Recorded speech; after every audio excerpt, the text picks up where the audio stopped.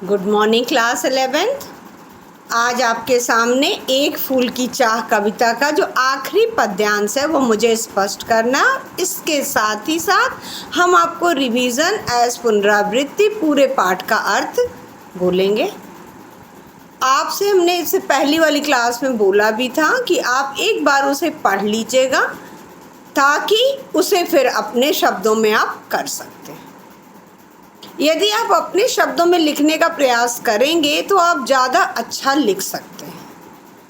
अब आपने देखा कि उस अछूत पिता को वो जो समाज में स्वच्छ परिधान पहनने वाले, साफ और स्वच्छ परिधान पहनने वाले लोग हैं, उन लोगों ने उस पिता की बात को नहीं सुना और उसे घेर कर पकड़ लिया और मुँह के घूंसों से मारकर ज़मीन पर गिरा दिया। जबकि उसने कहा कि तुम माँ के भक्त कैसे हो सकते हो, क्योंकि तुम माँ के सामने ही माँ की गरिमा को छोटा कर। लेकिन उन लोगों ने जो धर्म के ठेकेदार बने हुए हैं, उन लोगों ने उसकी एक भी बात नहीं सुनी। अब आखिरी उसमें देखिए जो कि बहुत ही भाव भरा है और वह पिता की वेदना को, एक अछूत पिता की वेदना को कैसे प्रकट किया इन्होंने। मेरे हाथों से प्रसाद भी बिखर गया हाथ सबका सब। अर्थात मैं कितना अभागा पिता हूँ, इतना अभागा पिता हूँ कि मैं अपनी बेटी के लिए उस मंदिर से जो प्रसाद लिया था वो मैं किसी तरह डरते डरते पता नहीं किस बल से अंदर ढिकल गया, और अंदर ढिकलने के बाद जो भी पुजारी ने मेरे हाथ से ले करके मुझे प्रसाद धूप दीप इत्यादि दिया, वह सब का सब पृथ्वी पर बिखर गया। हाय अभागी बेटी, तुझ तक कैसे पहुँच सके यह। अर्थात बेटी का क्या है, बेटी अभागी है। क्यों अभागी है? क्योंकि वह अछूत कुल में जन्म ली है। हमारे यहाँ अस्पृश्यता आज एक बहुत बड़ा अपराध माना जाता है, लेकिन उस समय जिस समय इन्होंने लिखा है उस समय अस्पृश्यता अपराध नहीं था। आपको याद होगा महात्मा गांधी इनके लिए हरिजन शब्द का प्रयोग करते थे। लोगों ने इसको अछूत माना, लेकिन हरिजन का मतलब होता है हरि माने ईश्वर, यानी उस परम पिता का, जन माने मनुष्य, अर्थात उस परम पिता का जो प्रिय संतान है वो हरिजन है। ये तो बाद में हमारे यहाँ जो अछूतों के लिए, चाहे वह आगे जो बहुत बड़े हमारे समाज सेवा लोग हुए या फिर महात्मा गांधी, विनोबा भावे इत्यादि ने किया, नहीं तो हमारे समाज के जो ठेकेदार हैं उन लोगों ने कि हम शिक्षित होते हुए भी इस तरह की धारणा अपने मन में रखते हैं। तो इसीलिए वहाँ पर उन्होंने अपनी बेटी को क्या कहा, अभागी कहा कि हाय अभागी बेटी, तुझ तक कैसे पहुँच सके या। अर्थात ये तो ज़मीन पर गिर गया है, इस पर तो लोगों ने अपने पैरों जूतों से उसे कुचल दिया, पैरों से कुचल दिया है। तो इस प्रसाद को जो माँ अम्बा को चढ़ा हुआ है, उस अम्बा को चढ़ा हुआ प्रसाद मैं तेरे पास तक कैसे ला सकूँगा। अंतिम बार गोद में बेटी तुझको ले न सका मैं। अब यहाँ पर क्या हुआ, पिता जो है वह दरवाजे पर पहुँचा है। जब वह दरवाजे पर पहुँचा है तो उसकी बेटी मृत हो चुकी है, यानी मर चुकी है। और मरी हुई बेटी को कहते हैं कम से कम अंतिम बार तो माता पिता अपनी गोद में ले सके, लेकिन यहाँ पर पिता जो है वह फूल लेने गया और उन समाज के ठेकेदारों ने जो जो कार्य किया, जिसके कारण जब वो वहाँ पहुँचता है दरवाजे पर तो उसकी बेटी उस महामारी से ग्रस्त होकर के मर जाती है, जिसके कारण कहता है कि अंतिम बार बेटी को मैं अपने गोद में भी न ले सका।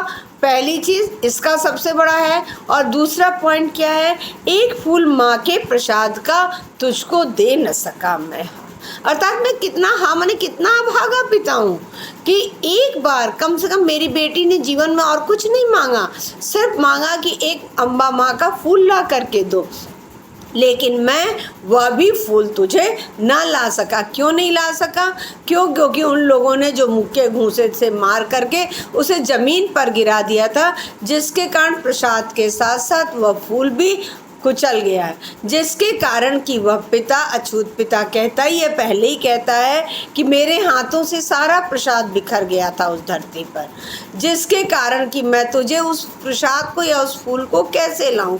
और जब दरवाजे पर पहुंचता है तो बेटी की मृत्यु हो चुकी है, जिसके कारण कहता है कि मैं कितना बड़ा अभागा हूँ कि हे अभागी बेटी, मैं तुझे अपनी गोद में अंतिम समय भी नहीं रख सका, और तूने सिर्फ मुझसे एक माँ अम्बा का प्रसाद मांगा था, प्रसाद के रूप में एक फूल मांगा था, जिसे कि मैं नहीं दे सका।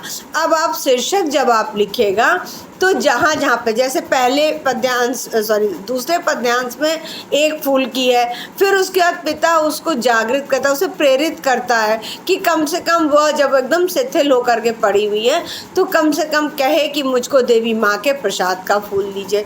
फिर आपने देखा कि पुजारी को जब उसने दिया, उन्होंने सब कुछ दिया, तो वो क्या लेना भूल गया, फूल लेना भूल गया। और अंत फिर आप क्या करिएगा, जब वह कहता है कि सब कुछ बिखर गया, मैं तुझको कुछ नहीं दे सका, और देवी माँ के प्रसाद का एक फूल भी नहीं दे पाया।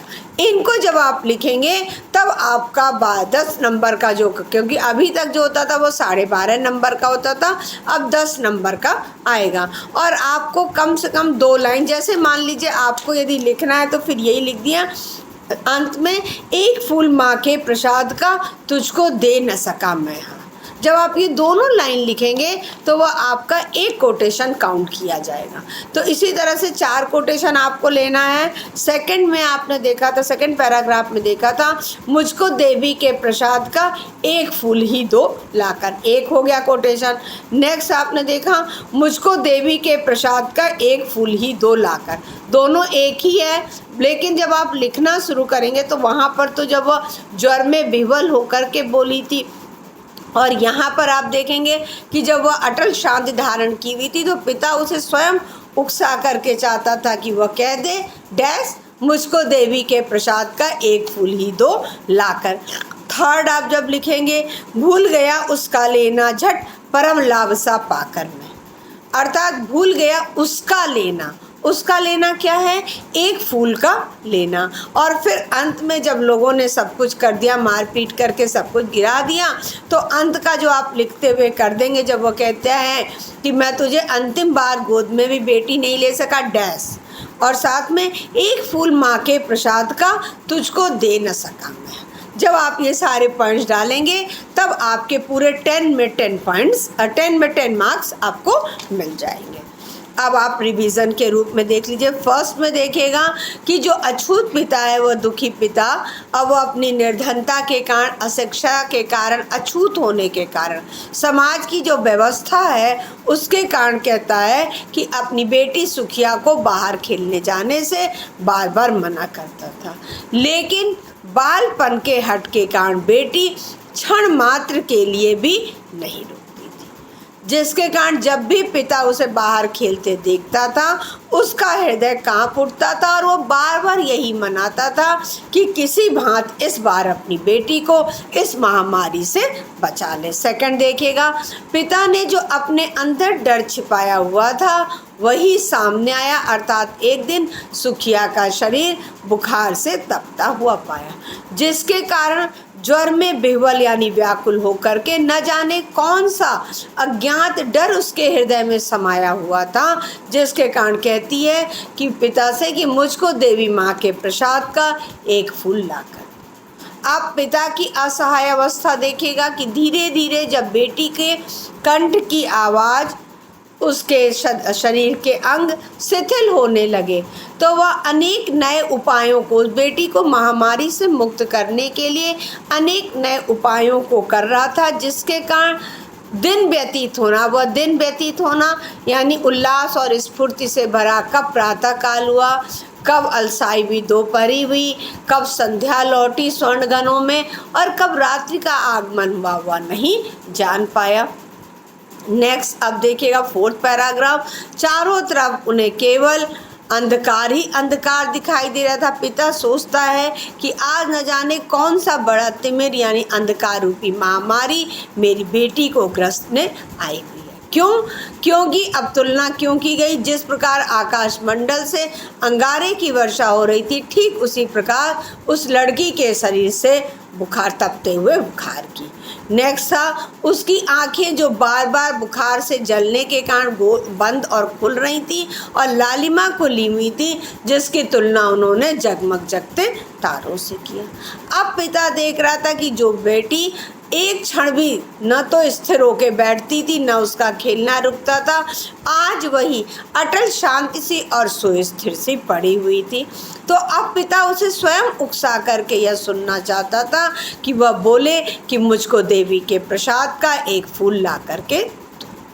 अब पिता मंदिर के पास पहुंच रहा है, तो मंदिर कह रहे हैं पर्वतों की जो चोटियां हैं वो बहुत दूर तक विस्तीर्ण और विशाल फैली हुई, उन पर एक भव्य मंदिर है और मंदिर के द्वार पर जो कलश रखा और उस कलश में कमल है, उसे कह रहे हैं सूर्य की किरणों का प्रकाश पा करके, समूह पा करके वह प्रसन्नता यानी प्रफुल्लित हो रहा है।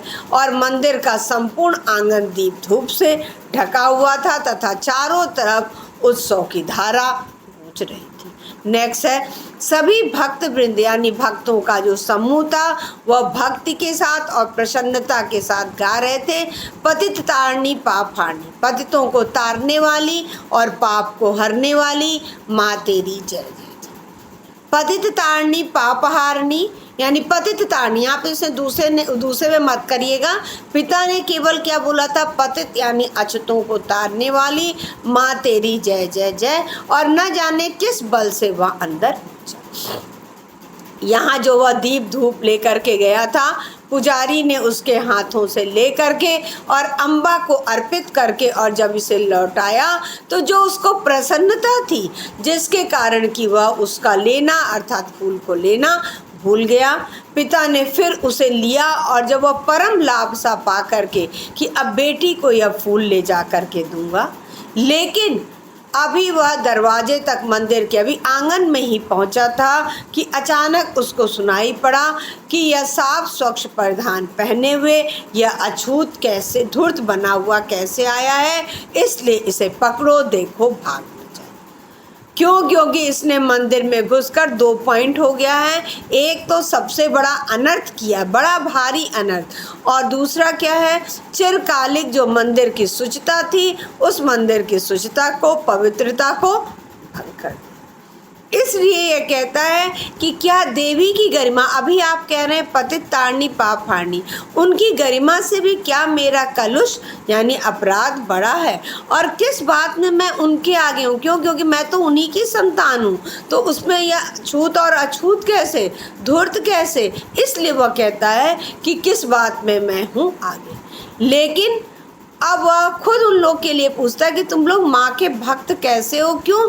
क्योंकि तुम माँ के सामने ही जो माँ की गरिमा है पतित तारणी, उसको ही तुम छोटा कर रहे हो। लेकिन उन लोगों ने कुछ नहीं सुना और चारों तरफ से घेर करके मुक्के घूंसे थे, उन लोगों ने मार करके जो प्रसाद इत्यादि था पिता के हाथ में, सब कुछ बिखर गया। अंत आपका सबसे वो है कि अब वह पिता कह रहा है कि मेरे हाथों से प्रसाद भी बिखर गया हाथ सबका, अर्थात ये मैं कितना बड़ा अभागा हूँ कि मैंने जो माँ का प्रसाद लिया था कि इसको ले जा करके दूंगा। क्यों? क्योंकि मेरी बेटी के हृदय में जो अज्ञात डर समाया हुआ था, उस अज्ञात डर से जो मैं यह प्रसाद ले जा करके उसके सामने दूंगा, वह सब का सब बिखर गया। हाय अभागी बेटी, तुझ तक कैसे पहुँच सके? अर्थात हमारी ये बेटी का दुर्भाग्य है कि मैं उसके पास तक ये कैसे प्रसाद पहुंचाऊंगा। क्यों? अंतिम बार गोद में बेटी तुझको ले न सका। अब पिता जब दरवाजे पर पहुंचते हैं तो वहाँ पर बेटी की मृत्यु हो चुकी है, जिसके कारण कहते हैं कि हर माता पिता की कम से कम अंतिम समय तो बेटी के पास रहूं, लेकिन उस अंतिम समय भी हम पास में नहीं थे। फूल लेने के लिए तेरे लिए गए थे और वहाँ पर इन धर्म के ठेकेदारों ने क्या, इसलिए कहता है कि अंतिम बार गोद में बेटी तुझको ले न सका मैं। अर्थात हाय अभागी बेटी या हाय अभागा पिता, जो कि अंतिम बार अपनी बेटी को गोद में ले न सका, और सिर्फ जो उसने मांगा था एक फूल, वह फूल भी उसे ला करके न दे सका। यहाँ तक आपका एक फूल की चाह, जो काव्य में आपके 3 चैप्टर आएंगे हाफ ईयरली एग्जाम में, वह आपका संपूर्ण हो गया। अब इसके क्वेश्चन आंसर बीच बीच से आपको जो दिए गए हैं उनको करते हुए, और एक चीज़ और थी क्लास 11 अर्थ आप अपनी कॉपी में अपने शब्दों में लिखिएगा, कहीं से देख करके कॉपी करने की आवश्यकता नहीं है। क्यों? क्योंकि जब आप अपने आप देख करके करेंगे तो जो भी कमियां होंगी वह आप खुद दूर करेंगे। एक बार पढ़ेंगे, 2 बार पढ़ेंगे तो अपने आप कमी दूर होगी, और कहीं से देख के लिखेंगे तो वह उतना अच्छा प्रभावकारी